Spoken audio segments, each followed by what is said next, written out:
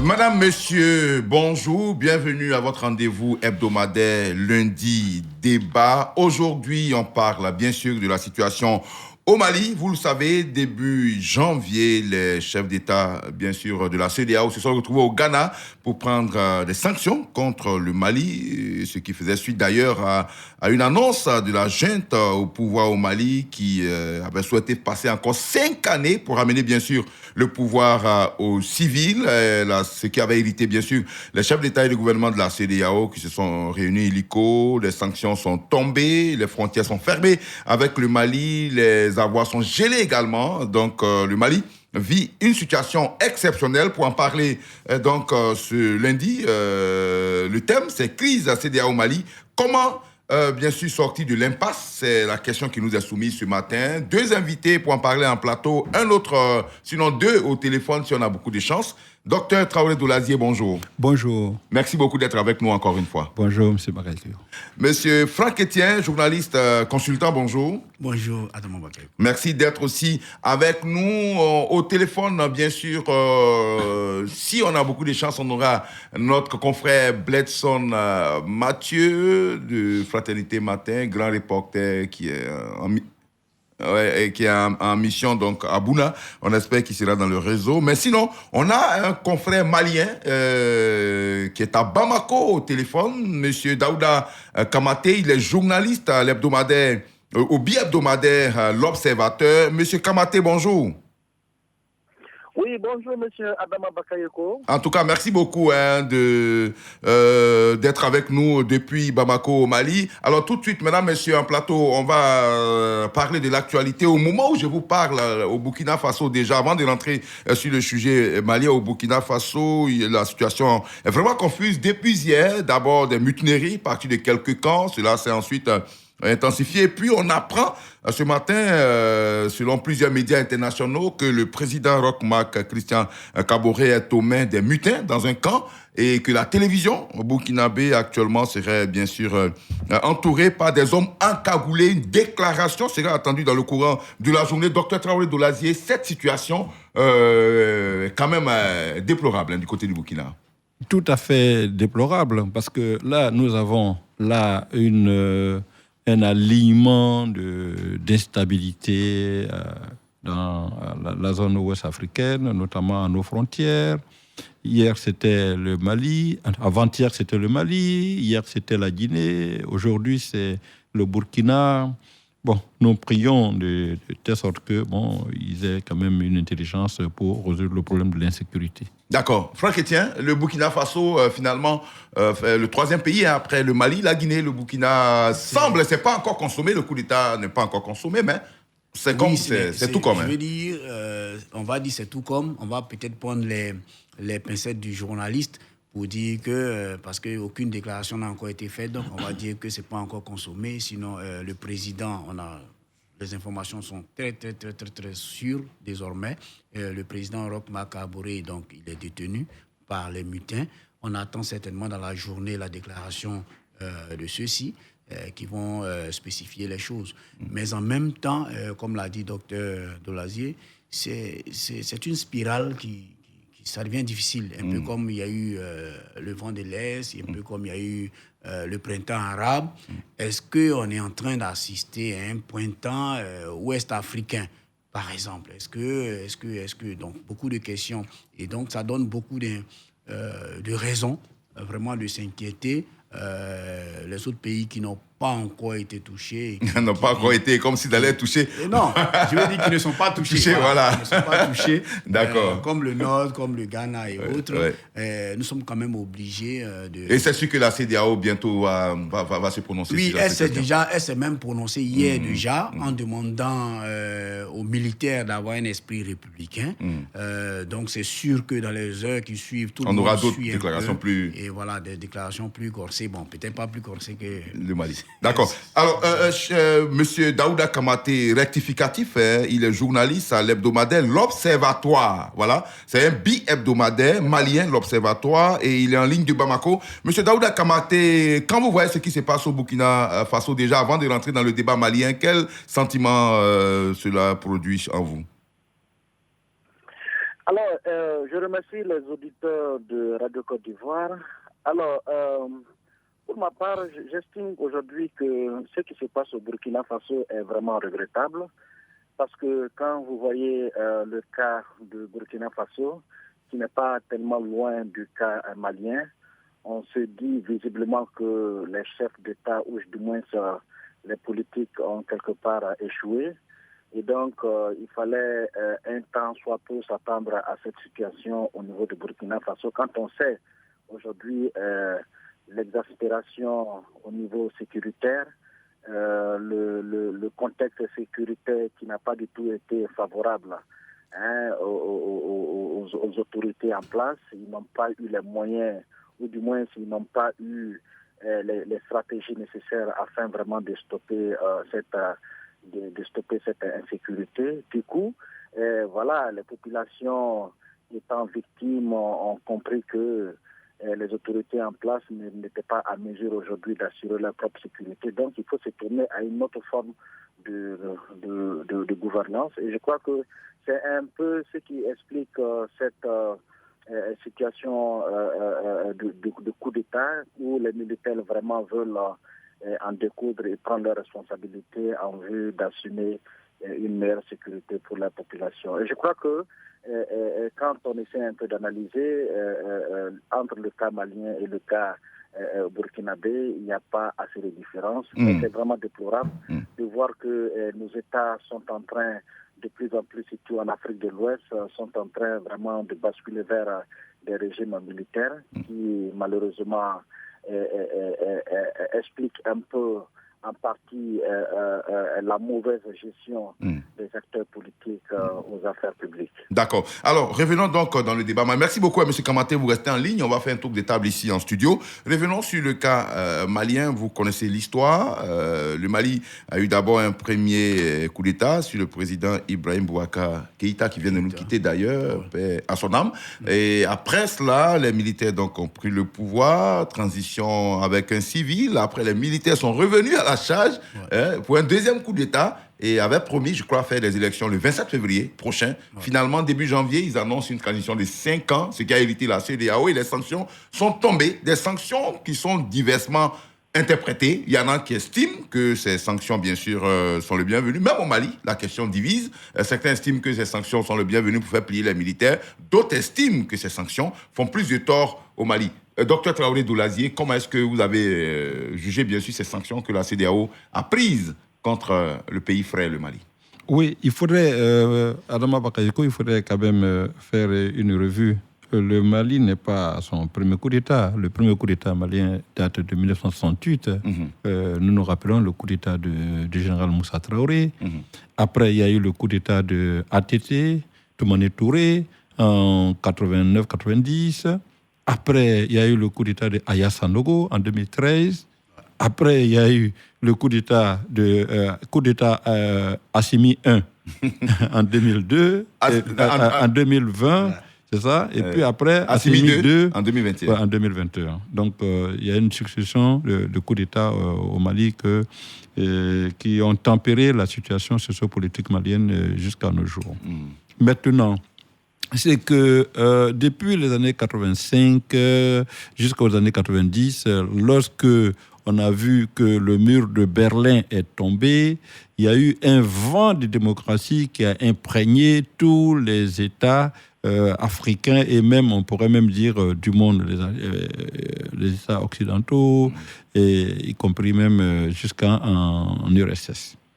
C'est à partir de là que des intelligences se sont sorties pour dire, ben voilà, jusque-là, des années 59, 60 jusqu'aux années 80, nous avons vécu une succession de coups d'État. Et quand on répertorie, on fait le calcul de 1951 à 2000, il y a eu 90 coups d'État en Afrique. Vous voyez, donc c'est un répertoire sombre pour les coups d'État.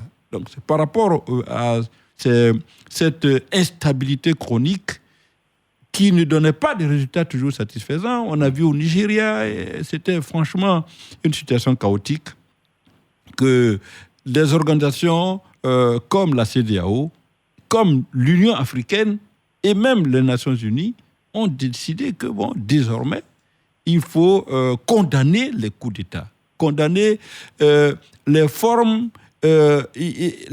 illégales d'accession au pouvoir. Apporter un coup à la démocratie, c'est tout à fait condamnable, c'est porter un coup au droit. D'accord. Donc, il faudrait ouvrir le champ à la construction de l'état de droit. Et sur cette lancée-là, la CEDEAO a condamné que toutes les formes non démocratiques d'accession au pouvoir seraient condamnables. Alors, donc, ça date depuis les années 97. Mais les sanctions maintenant, contre le Mali... comment est-ce que vous les avez trouvés? Est-ce la solution finalement pour... Mais franchement, c'est un peu comme... on ne peut pas jouer avec le destin d'un pays comme ça. ATT1, en fait, Assimi, son premier coup d'État, on lui dit, il va à la CEDEAO l'appelle à Accra, et il s'engage à faire 18 mois de transition. Donc, jusqu'au 27 février 2022, là, il devait organiser les élections. Après, il fait encore un autre coup d'État. On l'accepte. Il vient, il dit, d'accord, j'ai mis en place un CNT qui va décider cette fois-ci du temps que je vais faire. Et ce CNT, statut, il vient avec une feuille de route pour dire qu'il va faire 5 ans. Mais à défaut de dire c'est se moquer du monde. C'est se moquer du monde jusqu'à preuve du contraire. On vous dit qu'il y a une organisation. Le Mali fait partie de la CEDEAO. Jusqu'à preuve du contraire, le Mali n'a pas signé, son exclusion de la CEDEAO. Ou même, ne serait-ce que sa réserve de la CEDEAO. Oui. À partir du moment où tu fais partie d'une organisation, les us et coutumes veulent que tu respectes les règles. Et quand tu engages non seulement ton pays, ton peuple, mais il faudrait se contenir à cela. D'accord. Franck Etienne voulait réagir. Avant qu'on retrouve M. Kamaté Daouda. Moi, ce que je voulais dire, le docteur Dolazier dit 2 choses qui me paraissent assez contradictoires. Dans un premier temps, il essaie d'attirer l'attention sur les causes profondes qui peuvent expliquer cette instabilité-là. Et puis, je le découvre être en phase avec les sanctions de la CEDEAO. Moi, je dis que c'est 2 choses qui sont totalement... Vous ne partagez pas donc les sanctions? C'est 2 choses que vraiment je ne partage pas. Pourquoi? Parce que quand on se cantonne aux causes, si on veut étudier les causes, mais les hommes politiques, les civils, comme on pourrait le dire, sont d'abord les causes des coups d'État. Parce que c'est eux qui, par leur mauvaise gouvernance, par leur mauvaise appréciation d'un certain nombre de réalités, révoltent les militaires. Quand les militaires arrivent au pouvoir, moi je pense que la solution, ce n'est pas de chercher à leur taper dessus. Mais quand ils disent qu'on va faire 18 mois et après ils viennent dire 5 ans, mais quand vous-même au sein de la CEDEAO, vous prenez déjà des résolutions de condamner fermement, comme l'a rappelé tout à l'heure le docteur Dolazier, de condamner fermement les coups d'État. Mais c'est quand le coup d'État a lieu qu'il faut le condamner, ou bien c'est en amont qu'il faut le combattre. Voilà, c'est en amont qu'il faut le combattre, à mon sens. D'accord. Quel est votre avis sur les sanctions? Dès que le coup d'État a lieu, on essaie maintenant d'étudier la situation et de trouver une sortie de crise. Mais les sanctions telles que énoncées, les dernières sanctions telles qu'énoncées par la CEDEAO, mais asphyxient totalement le Mali, asphyxient totalement le peuple malien. Ça n'a rien à voir avec les militaires. Je veux dire, les sanctions ne sont pas ciblées.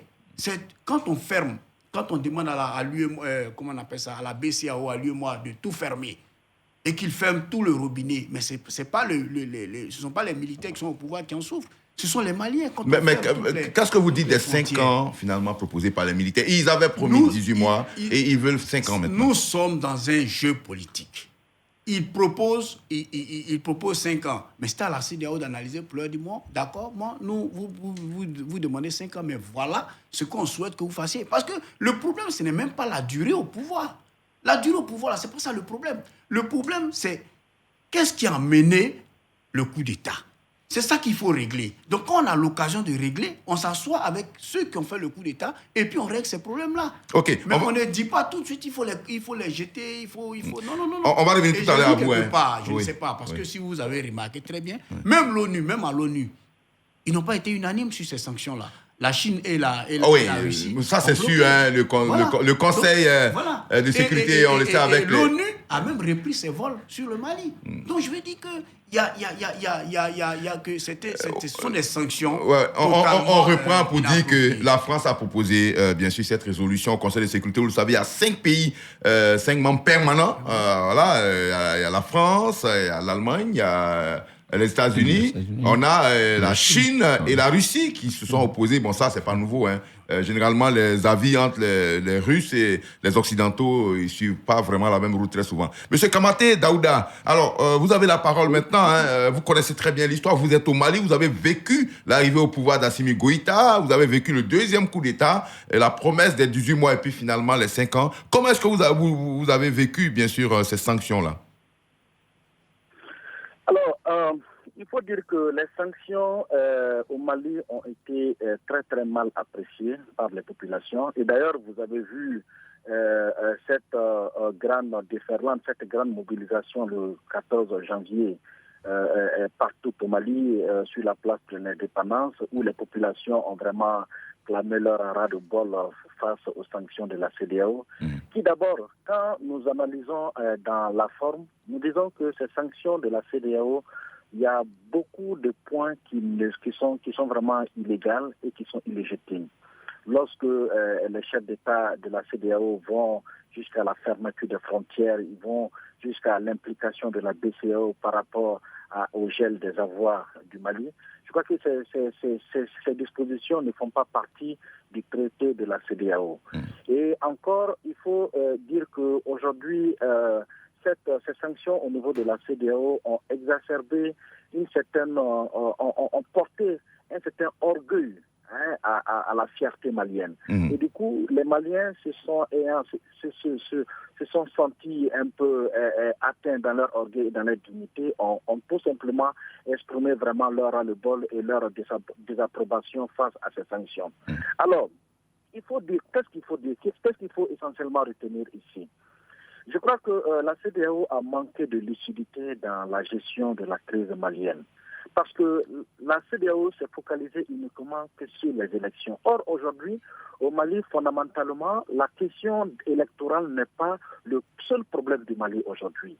Le Mali était confronté à un problème réel de gouvernance. D'abord, avant même de venir au problème de gouvernance, il y a un problème sécuritaire qui se pose au Mali.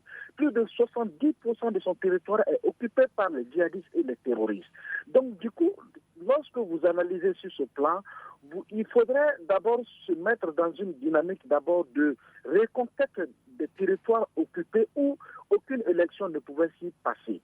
Donc, lorsque la CEDEAO, dans ses résolutions, clame l'organisation des élections sans pour autant régler le problème sécuritaire en amont, je crois qu'il y a fondamentalement un gros souci à ce niveau. Donc, aujourd'hui, les populations maliennes estiment que la CEDEAO n'a pas eu une très bonne lecture de la situation malienne et les sanctions qui sont tombées aujourd'hui, bien entendu, seront diversement appréciées parce qu'un pays qui est dans le gouffre, un pays qui est dans une situation d'insécurité totale sur sa quasi-partie de son territoire et que vous axifiez à travers des sanctions économiques. Alors, quel est le message que vous voulez donner? Est-ce une CEDEAO des chefs d'État ou est-ce une CEDEAO des peuples? Alors, monsieur Daouda Kamaté. Il faut se poser fondamentalement. Monsieur Daouda Kamaté, cependant, la classe malienne semble divisée aussi sur la question. Avant que la CEDEAO ne prenne des sanctions, il y a bien sûr un collectif de partis politiques qui a manifesté et qui a rejeté carrément les 5 années, qui veut des élections et qui a même demandé à la CEDEAO de prendre des sanctions. Donc, c'est vrai qu'il y a eu un sursaut de nationalisme, mais en même temps, il y a une partie des Maliens qui n'est pas d'accord avec les 5 ans des militaires. Oui, ce qu'il faut essentiellement retenir ici, c'est cette classe politique. Il faut retenir que cette classe politique qui s'est désolidarisée du moins des actions des nouvelles autorités maliennes, n'est que la classe politique qui a été déçue par la junte. C'est ça aussi. Donc elle aujourd'hui, elle ne voudrait d'autre chose que d'aller aux élections pour reprendre encore le pouvoir et pouvoir continuer avec cette mauvaise gouvernance. Et je crois que c'est ce que les militaires aujourd'hui au pouvoir ne veulent pas accéder, parce qu'ils estiment aujourd'hui que si nous en sommes arrivés à là aujourd'hui, c'est parce que le politique a échoué, lamentablement. Donc aujourd'hui, fondamentalement, la question ne peut pas se résoudre uniquement qu'aux simples élections. D'accord. Ces mêmes politiciens qui sont en train de dénoncer cela, ces mêmes politiciens qui sont en train de dire qu'il faut forcément aller aux élections, ne peuvent pas aller voter dans leur propre village. D'accord. C'est un paradoxe. Donc, aujourd'hui, la question sécuritaire est fondamentale aujourd'hui dans la question malienne. Si D'accord. vous occupez la question sécuritaire et que vous demandez une autre forme de résolution de la crise malienne, je crois que vous allez passer à côté. Parce qu'aujourd'hui, la question sécuritaire est fondamentale.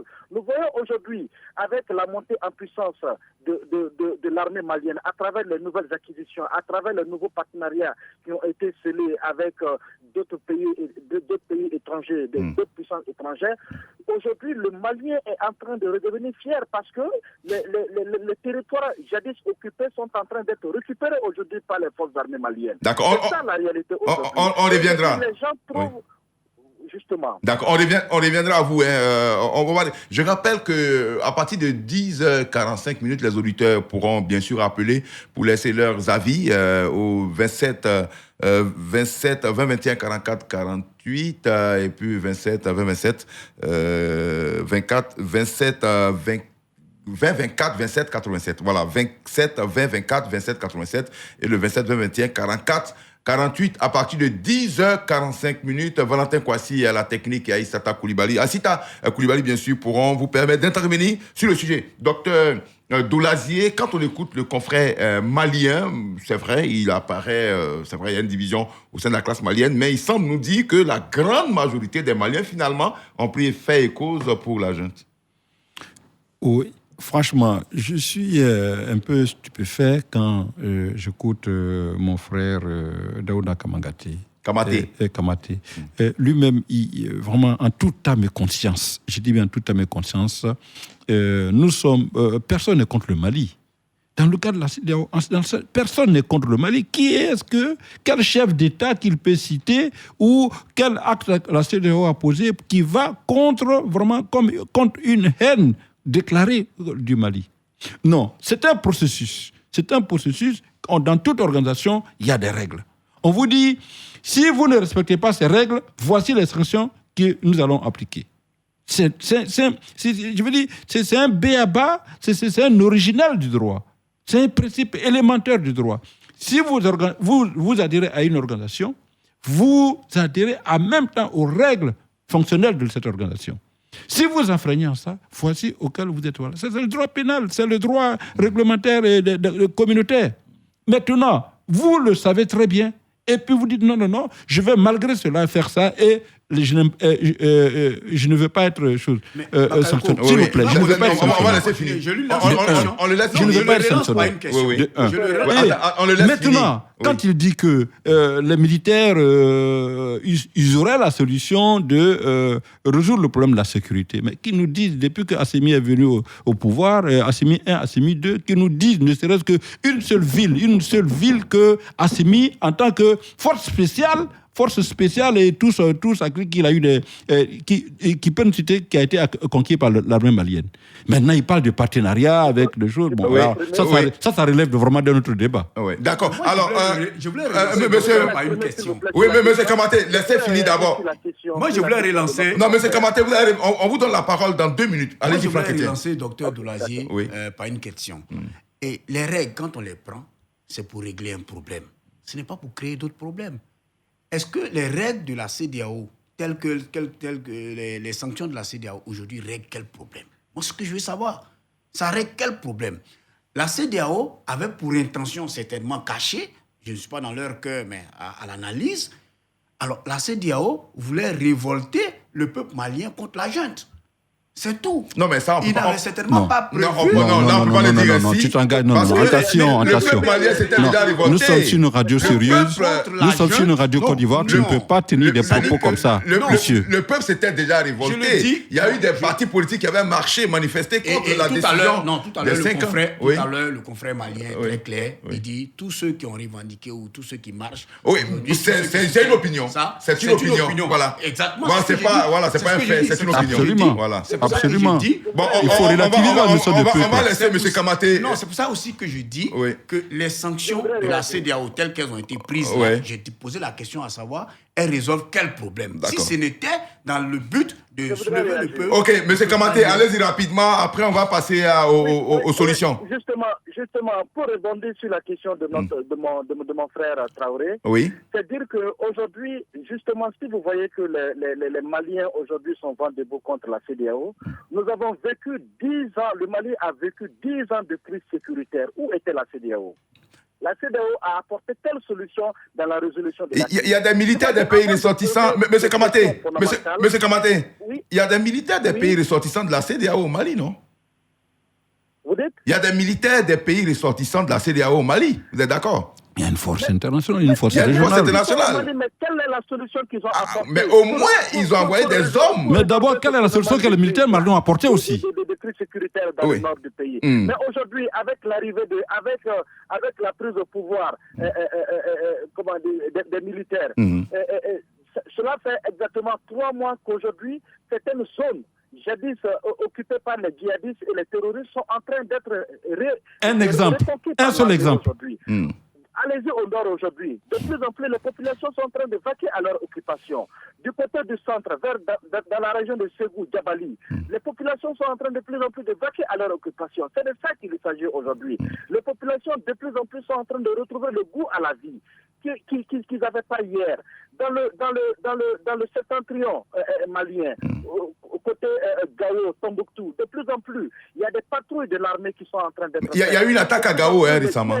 C'est-à-dire que la peur a changé de camp aujourd'hui. Et ça, aujourd'hui, c'est un constat que tout le monde est en train de faire au Mali aujourd'hui. C'est vous qui... Ok, M. Kamaté. Les militaires sont en train de faire un travail fabuleux sur le terrain. C'est de ça qu'il s'agit aujourd'hui. Mais où était la CEDEAO depuis ces 10 ans d'occupation? Où était la CEDEAO pendant que des villages ont été assiégés, pendant que des populations des populations ont été tuées par des terroristes, des centaines de milliers de personnes, les déplacés? Où était la CEDEAO? Voilà les questions auxquelles aujourd'hui les populations maliennes se posent. À tel enseigne qu'on n'a plus, les gens n'ont plus envie de cette immixtion de la CEDEAO dans leur affaire. Ok, on va revenir aux solutions, M. Kamaté. Merci beaucoup. C'est la France qui est indexée à travers cette CEDEAO. On va revenir donc aux solutions. On va vers la fin de l'émission. Les auditeurs doivent intervenir à l'instant. Moi, je voulais juste préciser que certains pays de la CEDEAO comptent des troupes au Mali. La Côte d'Ivoire, en fait, est partie donc dire où était la CEDEAO. J'estime, c'est pas une opinion que je donne, mais il y a eu des forces des pays ressortissants.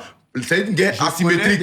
C'est une guerre asymétrique, nous le savons. Et les terroristes ont leurs méthodes et pratiques difficiles à combattre, mais néanmoins, on ne peut pas dire que la CEDEAO est restée sans rien faire, parce que la CEDEAO, les pays de la CEDEAO ont envoyé des hommes. Maintenant, la question qu'on va poser avant de passer, bien sûr, aux auditeurs, quelle technique de négociation peut-on mettre en place? Est-ce que la résolution de cette crise entre la CEDEAO et le Mali est encore possible? Comment sortir de l'impasse, Dr Traoré Dolazié?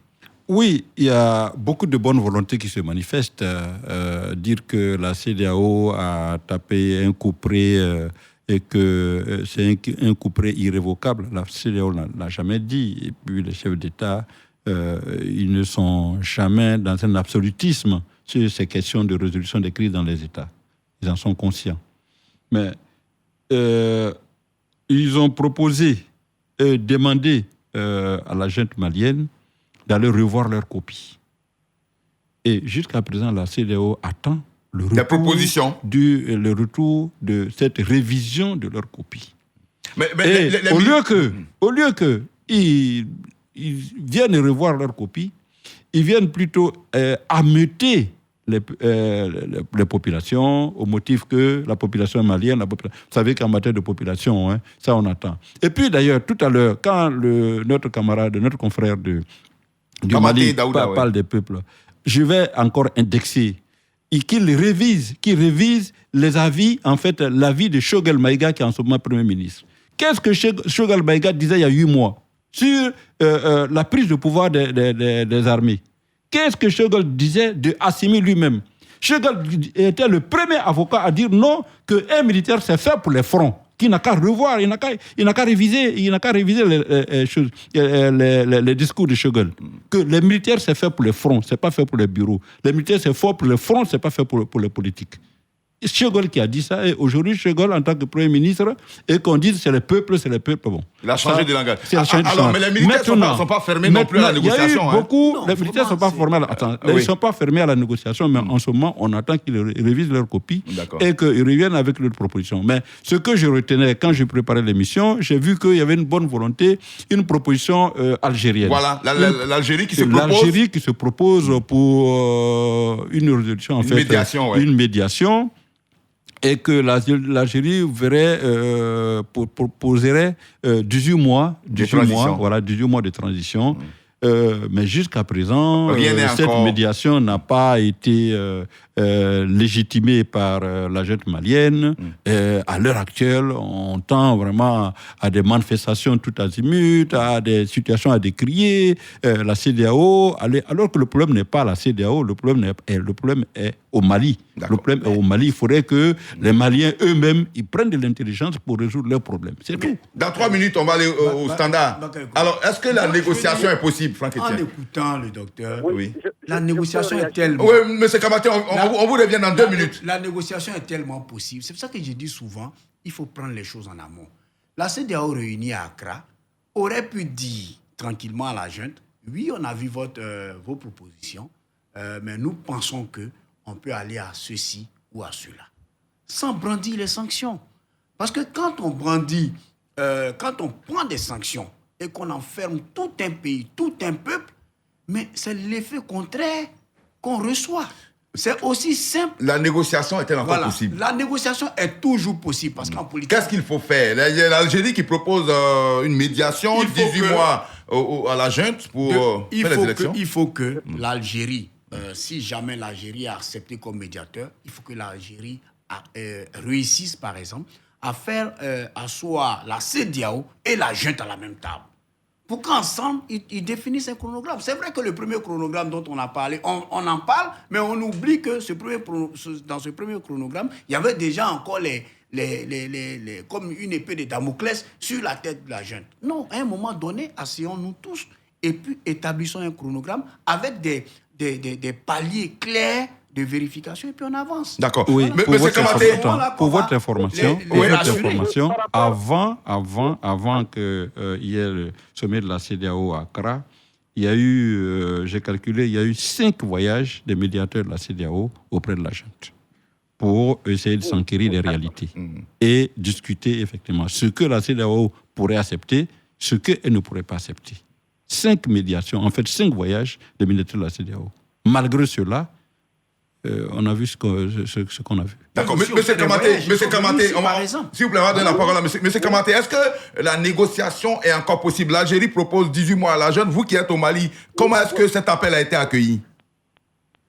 Oui, en fait, à ce stade, nous ne savons pas la décision qui a été prise par les autorités concernant cette médiation algérienne. Oui. Mais ce que je voudrais dire, il faudrait comprendre que cette question de négociation, d'ailleurs, le Mali n'est pas fermé, est d'ailleurs ouvert au dialogue. Et quand vous entendez le discours de Choguel, et déjà, je crois que les autorités maliennes, à travers sa diplomatie, a déjà entamé des négociations en douce pour pouvoir vraiment aller vers une négociation avec la CEDEAO. D'accord. Maintenant, ce que je voudrais dire par rapport aux questions de délai, c'est vrai qu'un régime militaire n'a pas vocation à s'éterniser au pouvoir. Donc, il faudrait bien aussi que les autorités maliennes, à ce niveau aussi, revoient un peu leur copie par rapport à cette question de 5 ans pour revenir vraiment à un délai beaucoup plus raisonnable. D'accord. Mais d'abord, de prime abord, qu'est-ce qu'il faut mettre dans ce chronogramme? Il faut savoir qu'il y a des réformes majeures à faire. c'est aux autorités maliennes maintenant de dire, bon voilà, voici un certain nombre de réformes que nous voulons entamer et nous voulons faire aboutir. Donc voilà le temps dont nous avons besoin pour pouvoir aboutir à ce délai-là. Donc aujourd'hui, la CEDEAO d'ailleurs, ce qui a manqué à la CEDEAO a été corrigé par l'Union africaine. Parce que l'Union africaine a réagi en faveur des sanctions, mais est allée plus loin en proposant un délai de 16 mois. Ce qui est d'ailleurs une bonne avancée parce que nous pensons que c'est cela que la CEDEAO devrait faire. D'accord. La CEDEAO ne devrait pas, au lieu de brandir des sanctions, mais aussi faire une contre-proposition. Parce que ce qui avait été proposé à la CEDEAO, c'était les recommandations des assises nationales de la refondation, où les populations avaient proposé de 6 à 5 ans. Donc c'était à la CEDEAO, parce que les 5 ans n'étaient pas figés par les autorités maliennes. C'était juste une base de négociation. Mais bon, les chefs d'État ont voulu aller fort en imposant très vite les sanctions. Or, c'était juste une base de négociation et il fallait tout simplement s'entendre sur un délai. D'accord. Voilà ce qui a manqué à la CEDEAO. Aujourd'hui, nous estimons que, au niveau du Mali ici, la médiation algérienne, pour ma part, je pense qu'elle n'est pas nécessaire car les Maliens eux-mêmes peuvent vraiment gérer vraiment cette crise-là de manière assez... Vous n'en voulez pas. Ok, on va au standard, on a un auditeur en ligne. Monsieur Zoujavert, bonjour. Bonjour, monsieur Adama Bakay. Je voulais respectueusement saluer tous vos invités et leur dire merci. Et je crois bien que je veux savoir bien, à la longue, est-ce que toutes ces sanctions infligées au Mali, est-ce qu'une bonne solution? Est-ce que ces sanctions ne peuvent pas appauvrir toutes ces populations maliennes? Mais j'estime que 5 ans, logiquement, 5 ans pour une transition, c'est trop. Mais je crois qu'on peut toujours négocier. Et puis, aujourd'hui, ce sont les populations qui vivent cette situation. Mais je crois bien que si la junte militaire respecte le contenu de cette transition vis-à-vis de la CEDEAO, vis-à-vis des populations, mais moi je crois bien que le problème peut être réglé. Parce que ce n'est pas pour autant que la CEDEAO doit taper sur le Mali pour penser à ces populations. Moi, je crois bien qu'il faut se mettre à une table de négociation. Il faut négocier. Il faut négocier franchement et trouver un terrain d'entente. Parce que moi, je crois bien que toutes ces sanctions infligées au Mali sont trop dures pour cette population malienne. Merci à vous et très bonne émission à vous. Merci beaucoup. Alors, on va réagir, docteur Traoré Doulazier. On va juste préciser que dans les sanctions contre le Mali, il y a les effets de première nécessité qui ne sont pas concernés, la nourriture, les médicaments, l'essence, l'électricité. En tout cas, la CEDEAO tient à ce que cela ne soit pas un souci. Donc la nourriture peut continuer d'aller au Mali, le carburant, l'électricité aussi, il n'y a pas de problème. Non, les produits de... Oui, monsieur Kamaté, excusez-moi, docteur. Oui. Sauf que dans ce cas d'espèce, les transactions sont interrompues. Maintenant, un opérateur économique qui s'approvisionne à travers l'extérieur, on te dit que les transactions financières ne sont pas possibles. Alors, comment faire pour pouvoir s'approvisionner encore? Ça, c'est une réalité. On a peut-être libéré les frontières pour les produits de première nécessité. Mais encore faut-il les acheter. Libérer les frontières pour les produits, comment dirais-je, pour le carburant et autres. Mais l'opérateur économique qui doit s'approvisionner, lui qui doit faire des transactions financières à l'extérieur, la BCEAO ne pouvant pas accéder à sa demande, que va-t-il faire? D'accord. Voilà la réalité. C'est bien noté. Voilà la réalité. Ouais, ça, je pense que c'est... Je pense que les sanctions, quand même, ne sont pas appropriées dans ce cas d'espèce. D'accord. Voilà. C'est bien noté. Merci pour la précision. Docteur Traoré Doulazier. Je pense qu'il faudrait être réaliste. Notre confrère vient de dire tout à l'heure que ce sont les résolutions des assises de la refondation qui ont proposé les 5 ans. Et la junte a pris carrément cette copie, allait déposer devant la CEDEAO. Et la CEDEAO a refusé et a pris des sanctions. Mais c'est simple, les militaires n'ont qu'à revenir, déposer la même copie à chose devant les assises de la refondation pour dire non, vous avez proposé 5 ans, nous sommes partis proposer, la CEDEAO n'est pas d'accord, ils ont commencé à prendre des sanctions, revoyez votre copie, qu'est-ce qu'on fait? Mais justement, les gens mais justement, c'est là maintenant que le peuple doit être responsable vis-à-vis des réalistes. Okay. Vous le dites. Un auditeur en ligne, s'il vous plaît, un auditeur en ligne, ils sont prioritaires dans ce quart d'heure. Monsieur Kofi Jean-Claude, bonjour. Bonjour Adama. Vous nous appelez Dany à Sikasso. Tout à fait. Oh. Je voudrais simplement réagir pour dire que est-ce que c'est pas un effet de mode en Afrique de l'Ouest? Parce que je ne vous apprends rien. Vous savez ce qui se passe actuellement? Moi, je crois que ça devient un effet de mode en Afrique de l'Ouest, cette histoire de jeunes, etc., etc. Donc fini. Ah, d'accord. Vous n'en voulez pas, donc, c'est ça? Ah non, non, non. D'accord. J'en veux pas du tout, du tout. Ça devient la mode. Je vous apprends que peut-être aujourd'hui ou demain, il en aura. Alors, d'accord. Alors, M. Kofi Jean est vraiment contre l'arrivée des militaires au pouvoir. Non, Monsieur Franck Etienne. En fait, je dis à Adama Bakayoko, mon raisonnement, il est celui-là. Il est clair que personne ne peut applaudir un coup d'État. Mais j'estime que quand le coup d'État est déjà fait, il faut avoir moins de véhémence, il faut éviter de moins brandir les muscles. Voilà. Et que la CEDEAO, c'est vrai, elle a pris des sanctions. Si elle avait fait comme ce que le docteur Delazier a dit tout à l'heure, c'est-à-dire on vous dépose les assises, les résultats des assises, vous analysez, vous dites non, allez-y revoir votre copie. Et puis c'était tout. Mais quand vous dites allez-y revoir votre copie, pendant que vous partez revoir votre copie, on va fermer les frontières, on va vous couper tous les vivres, on va faire ceci, on va faire cela. Ça crée un autre effet. C'est-à-dire que là, la population se révolte. Alors que si on avait dit simplement aux militaires, allez revoir votre copie, je pense qu'on aurait discuté, on se serait peut-être entendu sur les 16 ou les 18 mois que proposent les uns et les autres. D'accord. Par exemple. OK. Mais je tiens à ce qu'on note cela. Personne n'est véritablement pour les coups d'État. Alors, M. Kamaté, Daouda, vous disiez à l'instant que l'Algérie, la médiation algérienne, vous n'en voulez pas. Pourquoi? Parce qu'il y a eu des antécédents. On se rappelle qu'il y a eu les accords d'Alger qui ont été signés il y a quelques années entre les groupes qui occupaient le nord et le pouvoir central au Mali. On peut dire finalement des accords, je peux le dire, qui ont accouché d'une souris puisque ces accords n'ont jamais été appliqués. Oui, en fait, c'est pas que ça, c'est de mon point de vue. Moi, j'estime qu'aujourd'hui, la médiation algérienne, ça n'en vaut pas la peine, parce que nous pensons que nous avons les ressorts nécessaires. Nous avons une diplomatie qui est très dynamique en ce moment et qui est très active pour vraiment mener le jeu. Parce que vous savez, quand on parle de souveraineté, et d'ailleurs, c'est une des clameurs, de ces nouvelles autorités en place.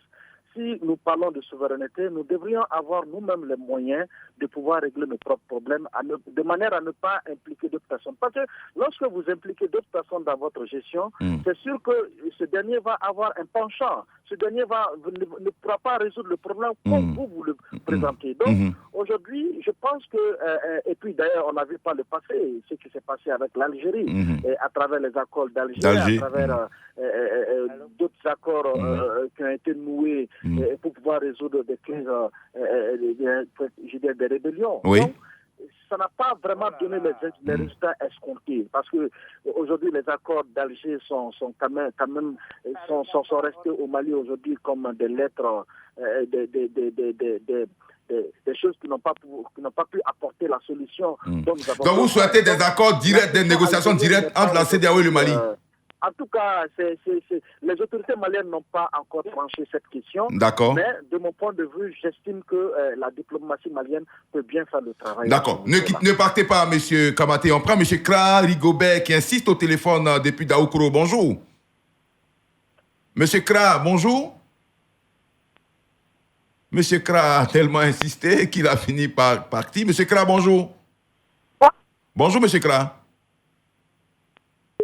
Ok, voilà. Il a tellement insisté. Alors, docteur Traoré Doulazier, on va vers la fin de l'émission. Le temps qui nous est imparti arrive à sa fin. Je vais peut-être permettre à Kamagaté de conclure avant de venir à vous. Alors, M. Kamaté, Daouda, en tout cas, merci beaucoup d'avoir accepté de prendre part à ce débat ici sur la chaîne nationale Radio Côte d'Ivoire. Au terme de ces échanges, on vous laisse nous dire votre mot de fin et puis espérez vous retrouver, pourquoi pas, à d'autres occasions pour d'autres émissions. Alors, ce que je voudrais noter comme mot de fin, c'est qu'aujourd'hui, la crise malienne, c'est une crise extrêmement complexe qui ne peut pas se résumer qu'à une simple organisation d'élection. Donc aujourd'hui, je pense que le Mali et la CEDEAO ont intérêt à renouer le dialogue pour vraiment permettre que nous puissions vraiment sortir de cette crise. Je pense que les Maliens aussi, les autorités maliennes aussi ont conscience que cette situation ne peut pas perdurer. Il faut très vite proposer un calendrier nécessaire, un chronogramme acceptable, tout en prenant en compte les réformes majeures qui doivent être menées. Parce que si ces réformes ne sont pas menées jusqu'au bout, c'est sûr qu'on va encore revivre un autre coup d'État à la longue. Donc il faut vraiment essayer aussi vraiment de gérer la question sécuritaire et de gérer la question de la gouvernance qui est rimée aujourd'hui par une forte corruption et une forte impunité. Il faut vraiment résoudre, c'est des questions fondamentales aujourd'hui dont les Maliens veulent voir résoudre d'abord avant de penser à une quelconque élection. Surtout la question sécuritaire aujourd'hui. Okay. Donc voilà aujourd'hui le mot que moi je donne comme fin. Okay. C'est dire que vraiment et la CEDEAO et le Mali n'ont intérêt à aucun bras de fer. Il s'agit nous sommes dans une communauté de destin, nous sommes condamnés à vivre ensemble, donc il faille vraiment aller dans un dialogue constructif afin vraiment de permettre aux populations de part et d'autre vraiment de sortir de cette situation-là. Merci beaucoup à vous, M. Kamaté Daouda. Je rappelle que vous êtes journaliste, bien sûr, au bi-hebdomadaire malien L'Observatoire, et vous nous avez permis, en tout cas, de comprendre ce que ressentent, ce que vivent les Maliens suite à ces sanctions de la CEDEAO. On espère vous retrouver bientôt. À très bientôt. Monsieur Franck Etienne, on va terminer avec vous avant de passer la parole. Moi, je voulais dire que j'ai vu une très belle formule aujourd'hui. On dit, nous sommes dans l'ère donc des mauvaises réponses aux justes interrogations. Je veux dire, quand les civils sont au pouvoir, les questions qu'on se pose, c'est de dire que est-ce qu'ils sont capables de résoudre un certain nombre de problèmes. Et puis après, parce qu'on est convaincu qu'ils ne sont pas capables de résoudre ces problèmes-là, l'armée rentre en branle, l'armée se met au pouvoir. Mais après, on se rend compte aussi que l'armée ne peut pas résoudre ces problèmes qui sont posés. Donc, à un moment donné, il va falloir qu'on s'assoie et qu'on anticipe et qu'on discute sérieusement autour de tout ce qui est valeur démocratique, de tout ce qui est valeur africaine aussi, pour qu'ensemble, on réussisse à trouver des solutions en amont. Okay. Avant d'arriver à des situations aussi difficiles comme celle-là et comme celle qui est en train de se passer. D'accord. Merci beaucoup. Le temps court, on a oublié le courrier. Docteur Traoré Doulassié, votre mot de fin. Franchement, j'avoue que j'ai été émerveillé de la sortie, en fait, du résumé de notre confrère Daouda Kamagaté, qui est en fait revenu sur le vrai problème. La crise malienne. Personne ne se réjouit de cette crise. Et ce n'est pas non plus la Côte d'Ivoire qui va se réjouir de cette crise. La CEDEAO non plus, au sein du droit communautaire, ne se réjouit pas non plus vraiment de la situation du Mali. Donc, c'est ce qu'il a dit. Il faudrait qu'il y ait poursuite de médiation, poursuite des négociations, pour qu'il y ait une résolution amiable et que le Mali sorte de cette léthargie. De l'autre côté, ce qu'il faut remercier aussi, c'est qu'on a beau clamer la souveraineté et autres, mais lorsque la maison du voisin brûle, on est obligé d'aller à son secours. C'est une tradition, c'est une culture africaine. Okay. Sur ce plan, que le Mali sache qu'elle n'a pas des ennemis ni à la CEDEAO, ni en Côte d'Ivoire, ni ailleurs, qu'elle cherche ces problèmes, des solutions à ces problèmes à l'interne. Okay. Et c'est là, les autres pourront venir l'adouber pour la sauver. D'accord.